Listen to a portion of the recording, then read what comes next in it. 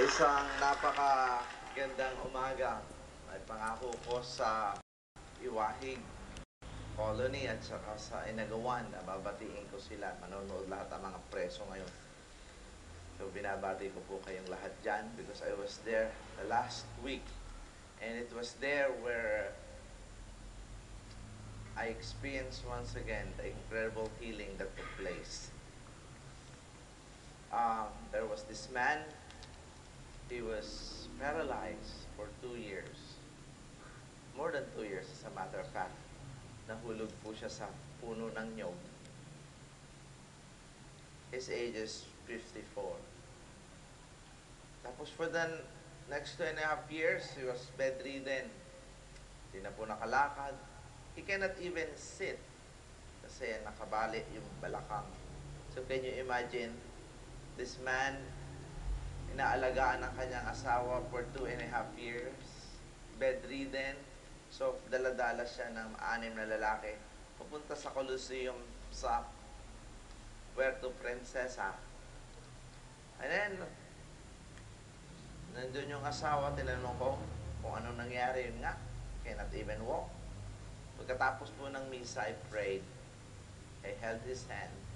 First time umupo, bigla pong naglakad ang mama.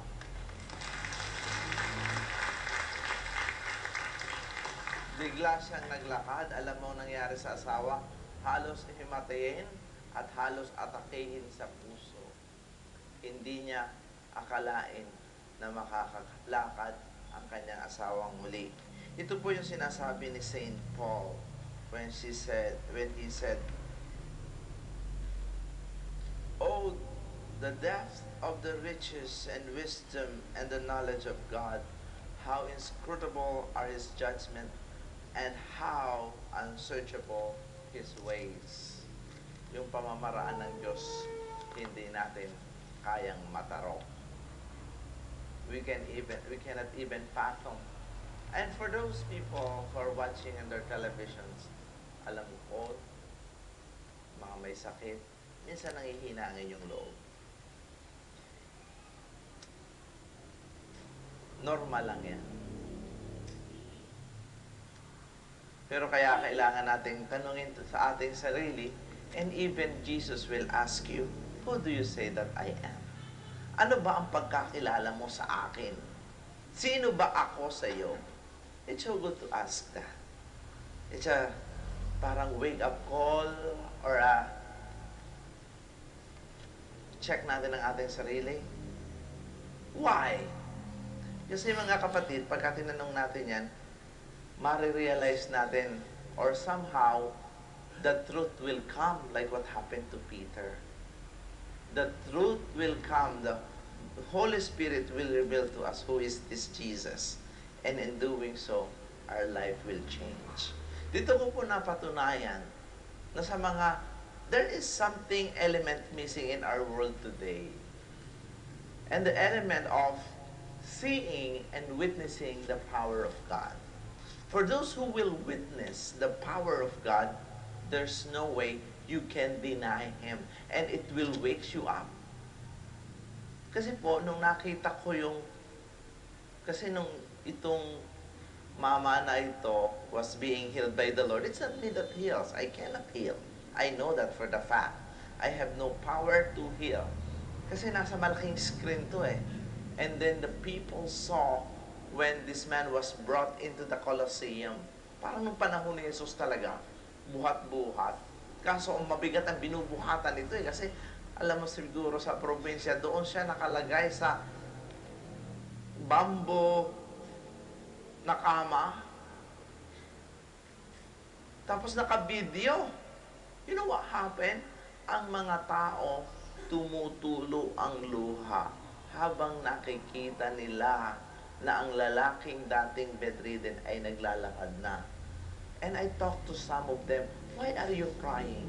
He said, Father, I cannot help it, but there is this joy coming out from me, even though I'm crying. Ang sabi naman ng isa, Father, alam mo, nung nakita ko yun, nawala ng lahat ang problema ko. Nawala ng lahat ang galit ko. Ito ito po ang simula ng pagbabagong buhay ng isang tao. So, this healing Eucharist, or the healing that's taking place, basically, this is the story of Jesus continues, patuloy na nagpapagaling si Jesus para tayong lahat ay magbagong buhay. Ang nangyari po dito, si Simon naging Peter. Nag-iba ng pangalan. Sa ordinary occurrence, kung ikaw dati ay may galit sa dibdib, kung ikaw dati ay palamura, kung ikaw dati hindi na nagsisimba, kung ikaw dati ay mahilig magsinungaling, pag naramdaman mo ang power ng Diyos, pag nakita mo ito in front of your very own eye, magbabago ka. Minsan po, pamamaraan din ng Diyos, kaya tayo ay nagkakasakit. Pamamaraan niya ng Diyos. Minsan kung kaya ka lang nagkasakit, kaya sumimba. Sad to say, that's true. At pagka naman nagkasakit ang isang tao, dala-dala ang lahat, punta tayo kay Padre Suarez. Kaya punong-puno, kahapon, Diyos ko po, naroon kami sa Glorieta. Big success, palakpakan natin ng Diyos. More than 10,000 people were there. Up and down the whole Colosseum. And do you know the beauty of this? Yung nag-spearhead or kung sino ang nag-organize nito, he's not even Catholic. He is not even Catholic, but he witnessed the very power of God. For some Catholics, sometimes, sila pa ang nag-i-stop ng ministry katulad nito. But what I'm saying in this ministry is that we're giving them sense of hope. We're giving them faith. Ibinabalik muli, lalo ng mga mahihirap. Ito po ang ipinakikita ng ministry ito. Kahapon din, sa Monte Maria, Saturday morning, there was this lady. For 6 years, puro sugat ang bibig. But this particular month, halos hindi na po siya makapagsalita. Ang sabi niya ay ito, I came here so much in pain, I cannot even open my mouth. The moment she received communion, namanhid ang kanyang bibig, nawala ang sakit, nagbigay ng testimony kasi nakapagsalita na siya first time after receiving communion. That is our God. Nagpapagaling. Kaya nga may healing Eucharist. So for those of you naman, ang healing Eucharist not only because of Father Suarez. May healing dahil ako nandito. No. There is healing because there is this Jesus. At ang gusto po ng Jesus, magtiwala tayo sa Kanya. Siya po ay dapat nating pagkatiwalaan. Maraming tao sa panahon ngayon, parang hindi pa kumpleto ang buhay. Yung sa mga nanonood sa kanilang TFC, mga nasa Amerika, Europe, Canada, Australia, itanong nyo sa inyong sarili, ginawa nyo ng lahat, umalis kayo ng Pilipinas, nagtrabaho kayo na nagtrabaho, pero somehow there is this vacuum within you. Parang may kulang pa. Alam mo ang kulang dyan? Baka hindi pa kayo naglilingkod sa Diyos. Ang maglilingkod sa Diyos, mga kapatid, walang sinabi yung pag-golf nyo. Walang sinabi yung pagsa-shopping. If you serve the Lord, there is this joy that's so priceless. Kaya nga ang sinabi ni, sino nga ba ako? Pagkakasama nyo ako, ano ang mararamdaman nyo? There is this euphoria. There is this joy that's so complete that only God can give. There is this peace that God can put into your heart that the world cannot give. Hindi po yung paggugol, pagmamadyong, pagpunta sa Las Vegas o sa casino, pagpunta sa Boracay, o sa lahat ng mga resort, or sa shopping mall, o panonood ng television, o pagkain, pagpunta sa restaurant, ang magbibigay sa inyo ng kapayapaan, it is the Lord. Nakakita na ba kayo ng bata? Yung bata, pagka inihahagis nyo, nakangiti pa. Bakit nakangiti ang bata habang inihahagis mo? At pag inihagis mo pa uli, lalong lumalakas ang tawa. You know why? Kasi alam niya may sasalo sa kanya. That is our God. Our God, hindi niya tayo kayang ilaglag. Minsan karamihan sa atin, nasaktan sa pagtitiwala. Ako rin mismo. Was wounded in one way or another. The trust that we gave to our loved ones. Kung sino pa ang minahal mo, kung sino pa ang pinagkatiwalaan mo, siya pa ang manglolo ko sa iyo. Kaya tayo ay sugatan. Kaya sometimes hindi natin alam kung sino ang pagkakatiwalaan. But one thing I'm telling you, do not lose your hope and trust in God. Magtiwala kayo sa Diyos because that's a very definition of God. Kay para siyang tatay o nanay naghagis sa bata na ang lagi niya tayong sasaluhin. But it depends on you. Kaya kung kayo po'y may problema, na-diagnose kayo ng cancer, karamihan po sa mga na-diagnose ng cancer, akala niya mamatay na. Mayroon po akong dinalaw, bedridden, napakatagal na. Ang sabi ko sa nag-aalaga, pang ilang ka ng tagapag-alaga nito? Matagal na pala ito sa bed. Father, pampito na ako. Namatay ng lahat ang nag-alaga dyan.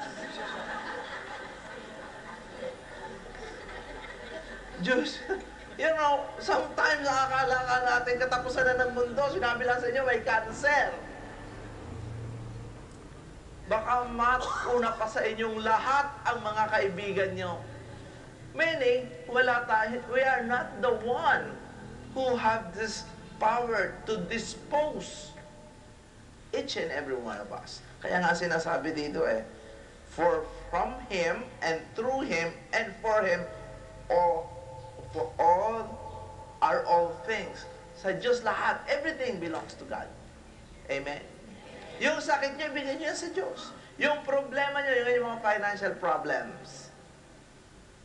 Pagka po kayo umattend ng misa, bigyan niyo lahat yan sa Diyos. Yan po ang role ng Diyos. Sabi nga sa Spanish, El Basurero. Ang lahat ng garbage natin sa buhay, ibigay sa Kanya. Pati ang inyong asawa, kung problema nyo, Lord, kunin mo na ang asawa ko. Mayroon akong tinuruan. Kasi reklamo ng reklamo, hindi niya alam kung ano gagawin sa kanyang asawa. And so nagtanong ko anong the best prayer. Ganito ang pray mo, Lord, kunin mo na ang asawa ko. After 2 years, bumalik. Father, hindi pa kinukuha ni Lord. Sabi ko, hindi talaga yan kukunin. Problemado pa yan sa lupa.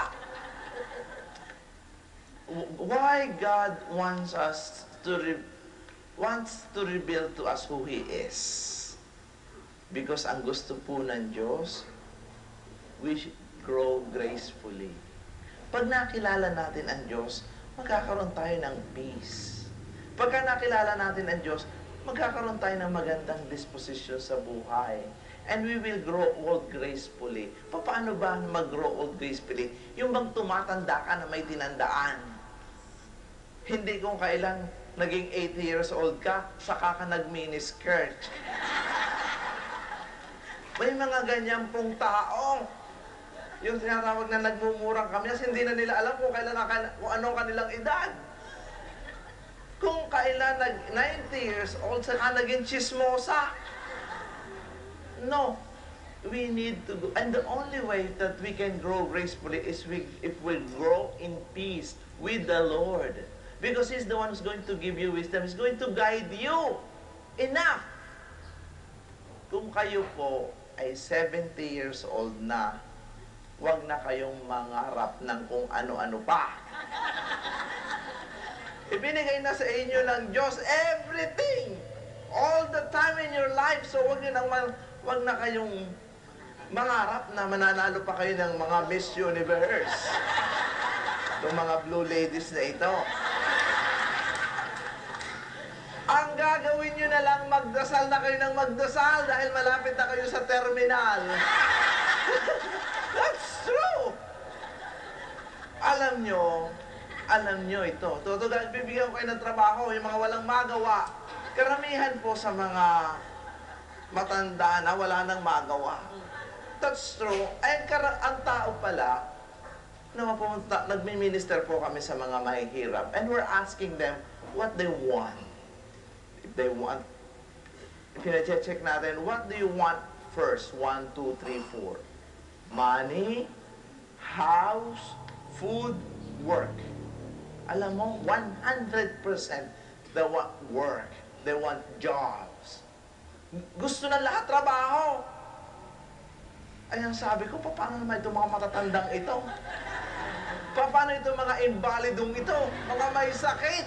Sabi, nag-isip ako, Lord, anong may bibigay kong trabaho sa mga ito? Kasi minsan, pagka walang trabaho, aburido. And they think, wala na silang kwenta. Ngayon, kayong mga 70s, yung mga may discount, bigyan ko kayo ng trabaho. Magdasal kayo ng magdasal. No, napaka-powerful niyan. And this will give you peace. May trabaho na kayo ngayon. Ipagdasal niyo ang ating bansa, World Youth Day ngayon. Ipagdasal niyo ang World Youth Day. Ang bansa natin, napakaraming mahirap, napakaraming kurap. Ipagdasal ninyo kung anyong mga asawa, mga anak hindi na nagsisimba. Ipagdasal yan. May trabaho kayo. And this God, I'm telling you, wala pa akong nakilalang tao na nagdadasal at nagmamahal sa Kanya na pinabayaan niya. Wala.